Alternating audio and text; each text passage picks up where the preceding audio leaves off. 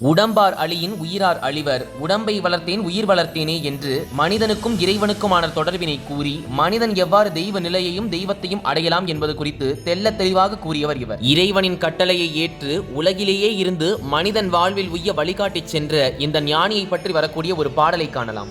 ஊனுடம்பில் பிறவிவிடம் தீர்ந்து உலகத்தோர் உய்ய ஞானம் முதல் 4 மலர் நல் திருமந்திர மாலை பான்மை முறை ஓராண்டு குன்றாக பரம்பொருளாம் ஏன எயிறு அணிந்தாரை ஒன்று அவன்தான் என எடுத்து, அதாவது ஊன் பொருந்திய உடம்பினை எடுத்து வரும் பிறவி என்னும் தீய விடத்தினின்று நீங்கி உலகவர் உய்ந்திட ஞானம், யோகம், கிரியை, சரியை என்னும் 4 மலர்கின்ற நல்ல திருமந்திர மாலையினை ஒன்றவன் தானே என பாட எடுத்து ஓராண்டிற்கு ஒரு பாடல் என பாடி இறைவனுக்கு அதனை சமர்ப்பித்ததோடு நாம் அனைவரும் இறைவனை சென்றடைய வழிகாட்டியவர். அத்தகைய ஞானி யார் என்றால் 63 நாயன்மார்களுள் ஒருவரும் 14 சித்தர்களுள் ஒருவருமாக திகழ்கின்ற திருமூலரே. திருமூலரின் திருமந்திரம் இறைவனை சென்றடைய விடாமல் இடையில் நம்மை தடுத்துக் கொண்டிருக்கும் ஒரு சில மூட நம்பிக்கைகளை தகர்த்து எறிந்து இறைவன் என்பவர் யார் என கண்ணிதிரை காட்டும் சிறந்த நூல். எனவே உள்ளம் பெருங்கோயில் ஊனுடம்பு ஆலயம், வள்ளற் பிரானார்க்கு வாய்க்கோ புறவாசல், தெல்ல தெளிந்தார்க்கு ஜீவனே சிவலிங்கம், கள்ள புலன் 5 காலா மணிவிளக்கே என்று கூறிய திருமூலரின் வாழ்க்கை வரலாற்றை நாம் இனிவரும் பதிவுகளில் இனிதே காணலாம்.